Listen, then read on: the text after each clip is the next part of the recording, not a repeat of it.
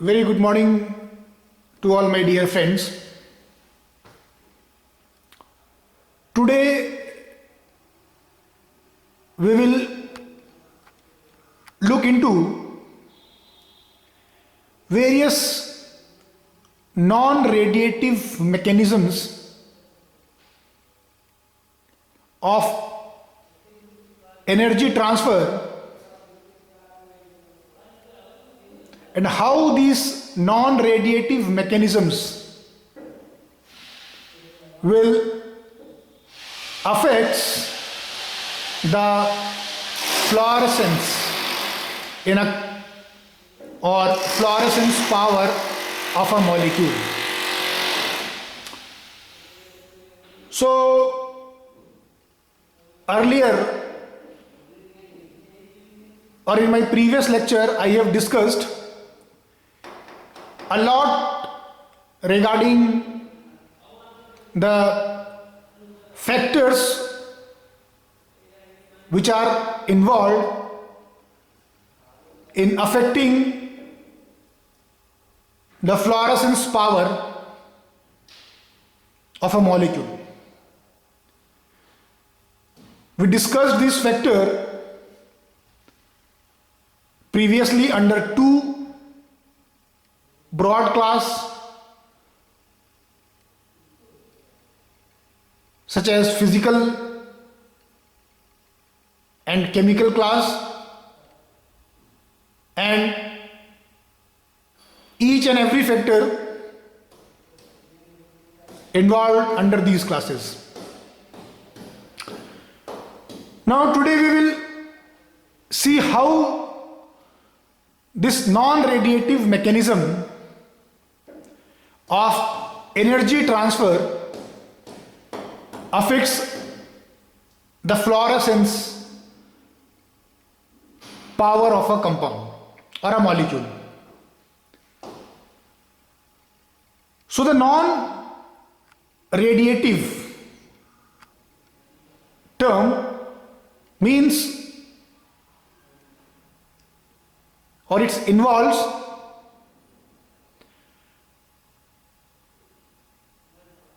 any mechanism where the energy transfer or energy lost by a molecule is not involved any kind of radiation. That means in non-radiative mechanism of energy transfer, there is no involvement of radiation in order, or there is no involvement of radiation for transfer of energy from one molecule to another or from molecule to its surrounding. So before moving towards the various non-radiative mechanism of energy transfer, it is very important for us to know how a molecule, or from where the molecule gets energy, and why the molecule loses its energy in order to achieve stability. So here is the simple energy level diagram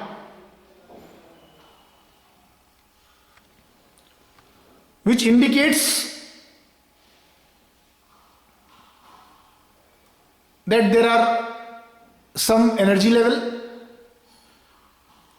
which I represent here as E0 and E1. The E0 is the ground state or the level, energy level, which indicates zero or null energy bear by the molecule, and the E1 indicates the molecule absorbs certain energy or it has an energy greater than level E0. So when this molecule at ground state, that is at E0 level, it absorbs energy either in form of light or heat. So the molecule absorbs the energy either from a light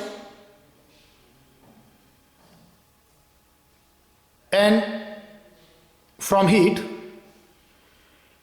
and get excited.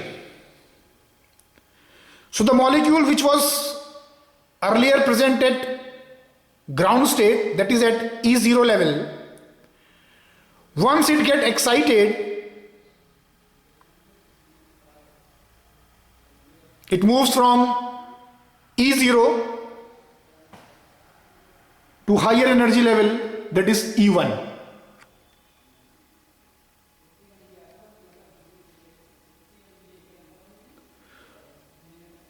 As we know that higher energy level, which I represent here as E1, is an unstable. It represents an unstable state. And in order to achieve stability, the molecule which transit from ground state to higher energy level will again transit back to ground state, that is E0 energy level, and in order to achieve the stability, the molecule present at E1 level has to lose its energy.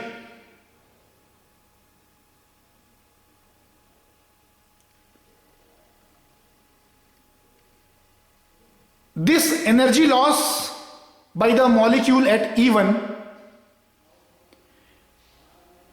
can either be radiative or non-radiative.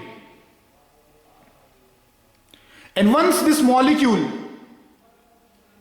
loses its energy by any of the mechanism, that is radiative or non-radiative, it again comes back to ground state, and if further the molecule present at E0 again absorbs the energy by any source which we discussed earlier, such as light or heat, it again transit to higher energy level, and then in order to achieve the stability, it again back transit to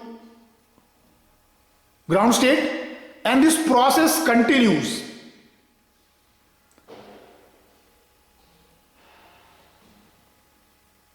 n times, or the process continue as long as the molecule absorbs energy from suitable energy sources. So, in order to achieve the stability, it is the molecule has to loses its energy, or it is mandatory for its molecule, the molecule which is at excited energy state or which is at higher energy state, it is mandatory for the molecule to lose its energy in order to achieve the stability. And this energy loss can be either radiative or non-radiative. This radiative energy loss by a molecule involves the basic platform behind various spectroscopic techniques, and we usually measure the intensity of light emitted by the molecule during its back journey from higher energy state to lower energy state in spectroscopic techniques as involved.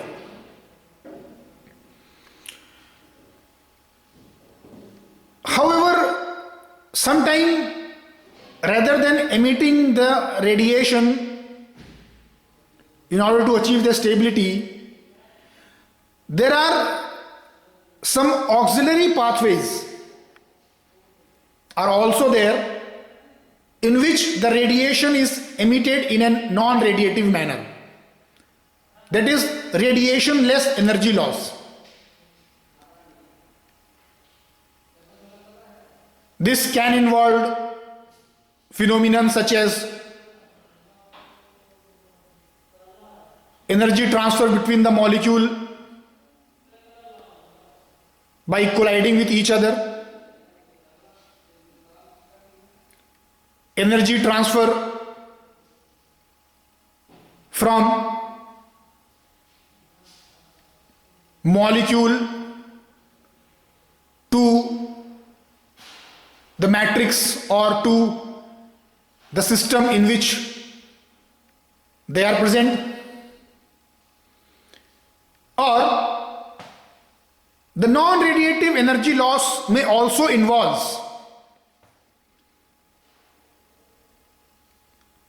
the transfer of energy from molecule to its surrounding. So all these are enveloped as non-radiative mechanism of energy transfer by the molecule. So now we can conclude here that energy transfer or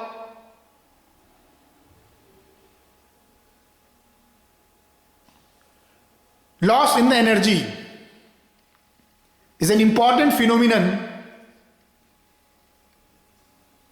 by which the molecule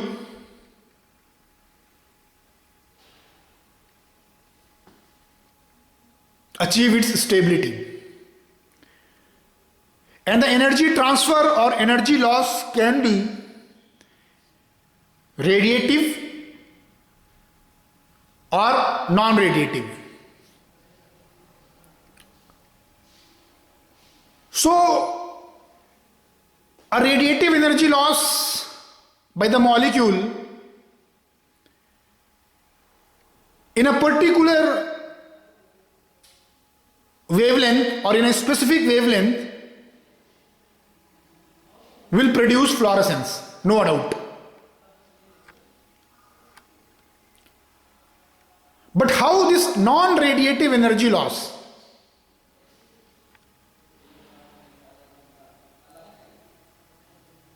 will affect the fluorescence, we will now turn by turn look into. So the non-radiative mechanism of energy transfer, under this heading regarding fluorescence power, we will turn by turn look into these three terms.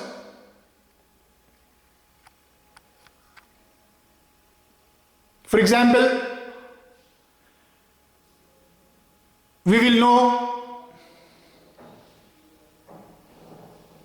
what is the quantum yield,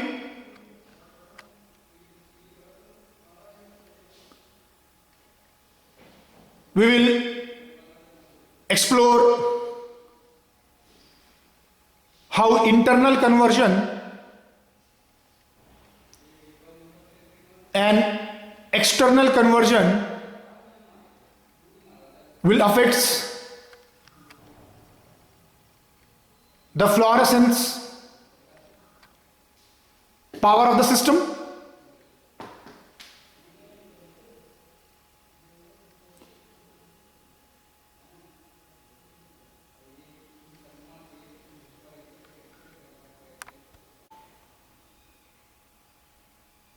So now we will look into the very first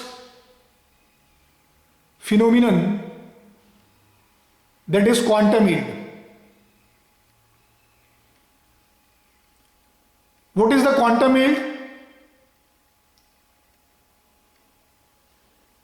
and how this quantum yield will affect the fluorescence power of a compound. Now, till now I have discussed some of the non-radiative energy transfer mechanism. However, if I specifically speak about the quantum yield, here means in case of this quantum yield, the molecule, after absorbing the energy, it emits radiation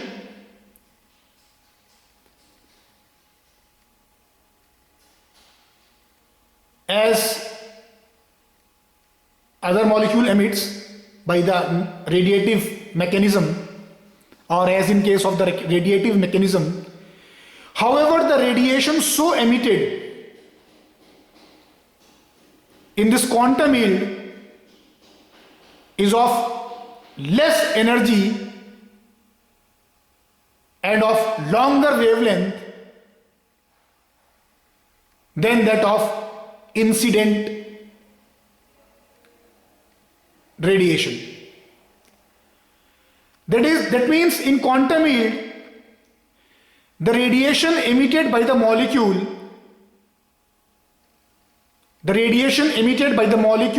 is of lesser energy and of longer wavelength than that of incident radiation, which is of higher energy and is of lower wavelength. This is very important to know.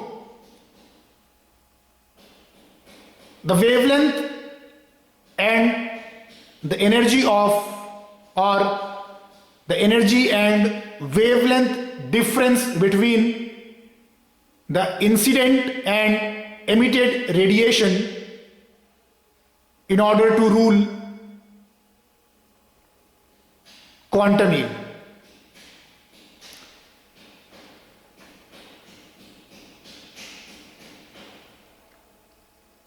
Mathematically,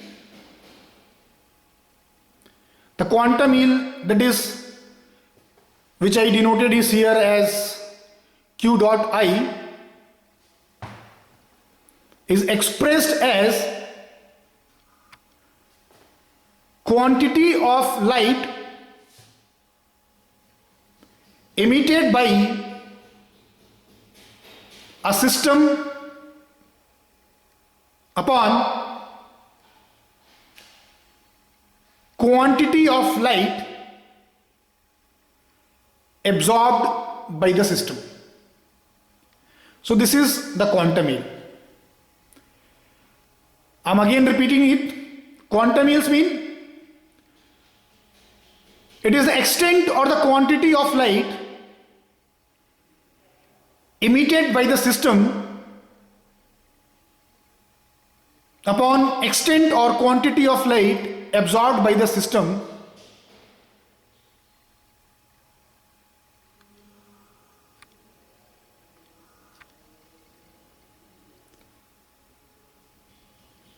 the value of quantum yield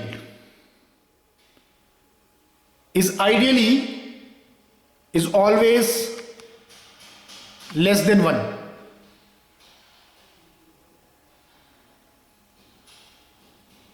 I am again repeating, the value of quantum yield, theoretically as well as practically, is always less than 1. And why the value of quantum yield is less than 1 is because of this particular mathematical expression which correlates the extent of light emitted by the system after the extent of light it absorbed by the system. This is why the value of quantum yield is less than 1. This is the reason. Because,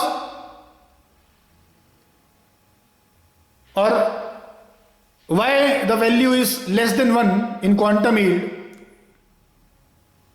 This is because the light emitted by the system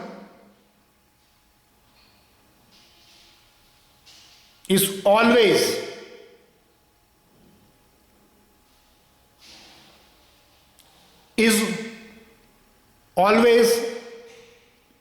lower or have less energy compared to the light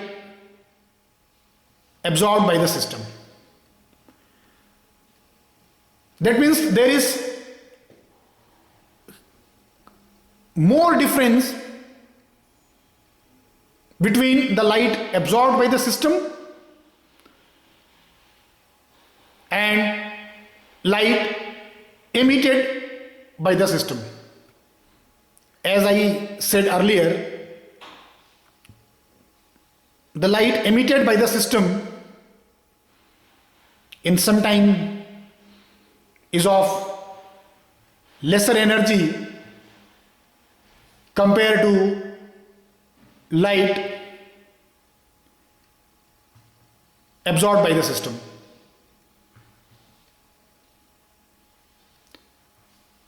So, quantum yield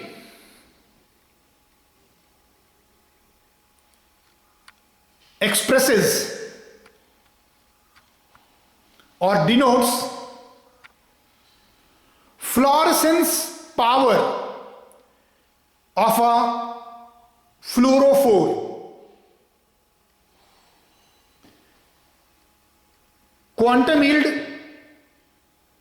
indicates indicates the efficiency, how efficient a fluorophore is to produce fluorescence. That means quantum yield indicates or denotes to what extent and to what efficiency a fluorophore can produce fluorescence.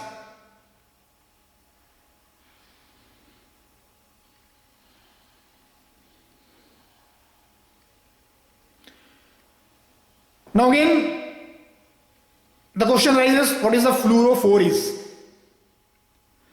So the fluorophore is any system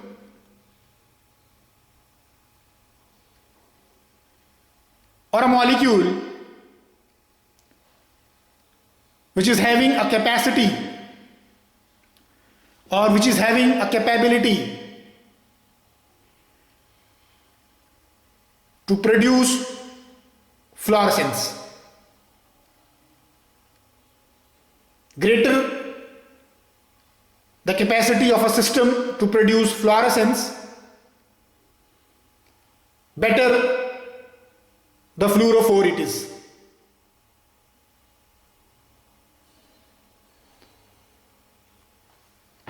So how or what is the importance of this quantum yield is? What is the importance of quantum yield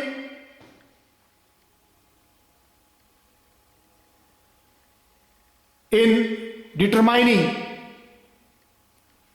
the fluorescence? So technically, quantum yield can be used to determine the structure of a compound or a molecule. We can correlate the structure with fluorescence power of a molecule or a system. So this quantum yield gives a very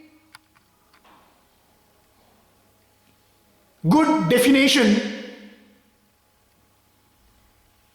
how we can correlate, or the quantum yield gives a very good concept how we correlate structure of a molecule or intensity of fluorescence to structure of a molecule. So earlier where we have discussed various chemical factors, how the chemical factors will affects the fluorescence intensity, there we discussed that on the basis of rigidity of structure in a ring system, its fluorescence power get affected. So likewise, a rigid ring system or a molecule having rigid structure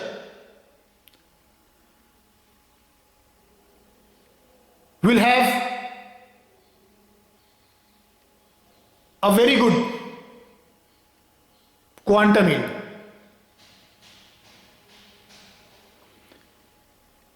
And simultaneously, a molecule which have non-rigid structure or a molecule comprises of flexible structure will have poor quantum yield and hence poor fluorescence intensity.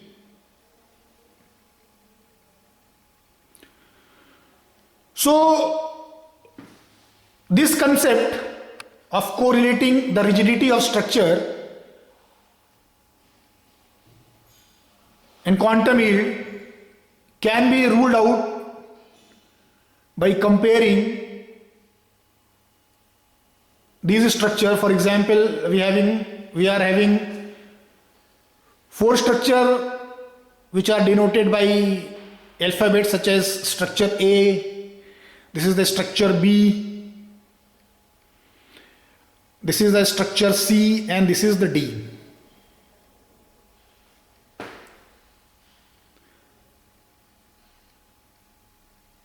So among structure A, B, C and D, on the basis of their rigidity in the structure, or on the basis of rigidness in structure, these molecules have their fluorescence intensity get affected in the similar manner. For example, anthracene and fluorescein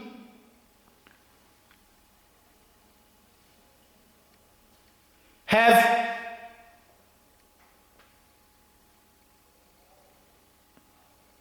conjugated ring system,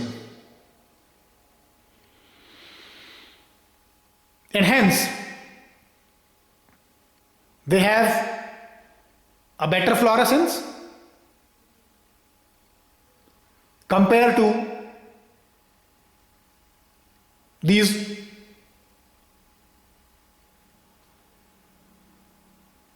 non-conjugated structures.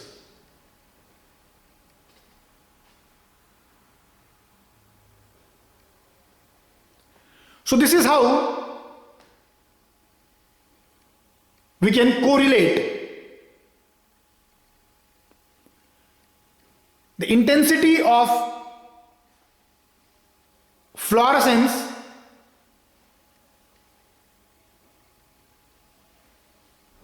in terms of structure rigidness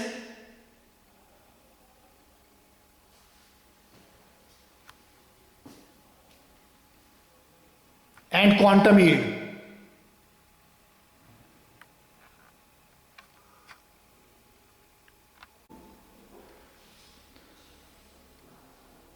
So let us move towards the next phenomenon, that is internal conversion. Now, the internal conversion is a type of intermolecular non-radiative energy transfer process.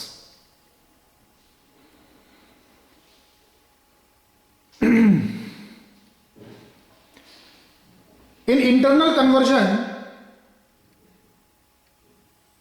the excited molecule moves from higher energy level to lower energy level by transferring the energy internally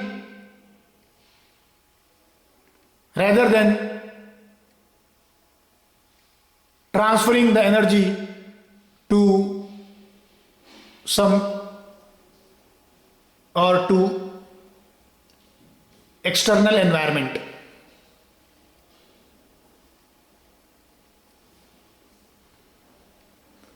As I said earlier, that internal conversion involved intermolecular non-radiative energy loss process. Here, while the back transit of molecule from higher energy level to lower energy level, the energy is not transferred by any radiation.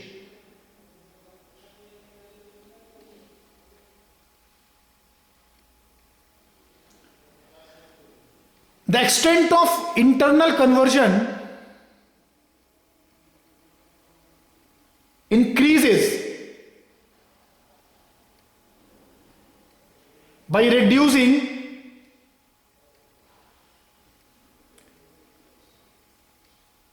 distance between two electronic level. Nearer the two electronic level, better is the intermolecular non-radiative energy transfer mechanism is.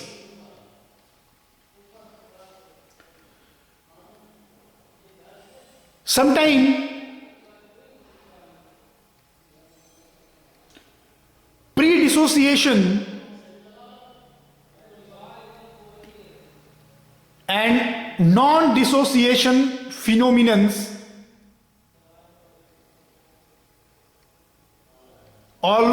also involved here. That is, pre-dissociation and non-dissociation always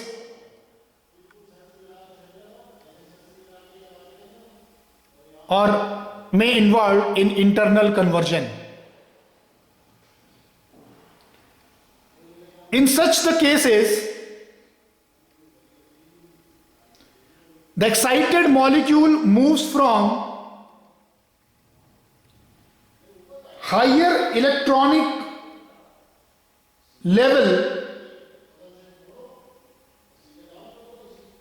to upper vibrational level of lower electronic state, and hence providing sufficient vibrational energy in order to rupture the bond rather than losing the energy by some radiative mechanism. So by this internal conversion, the molecule loses its energy.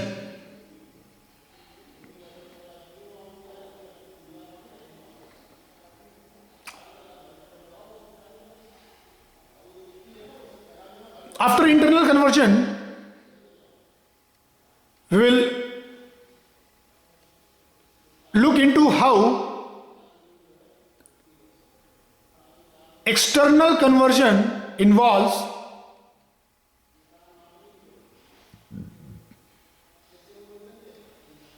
loss of energy or energy transfer by the molecule.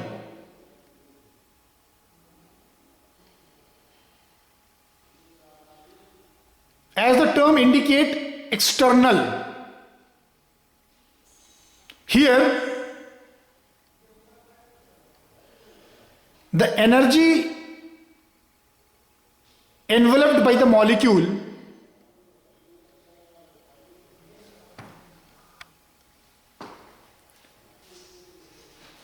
or in order to lose or transfer the excess energy, the molecule follow or transfer that energy to the matrix system in which they are present. That means if an excited molecule is present in a solvent, then rather than transferring its energy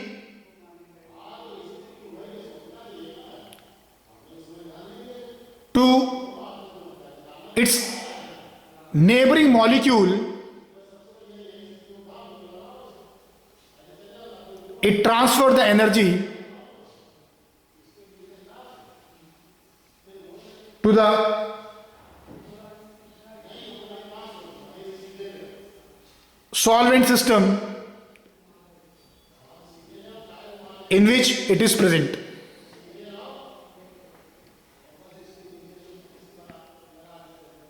So here also, in external conversion, rather than transferring the energy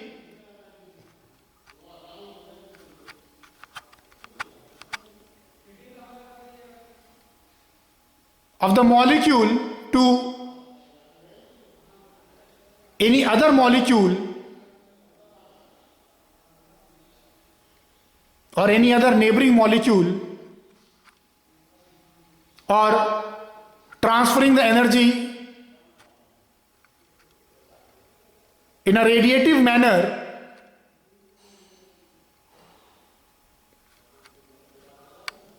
the molecule loses its energy.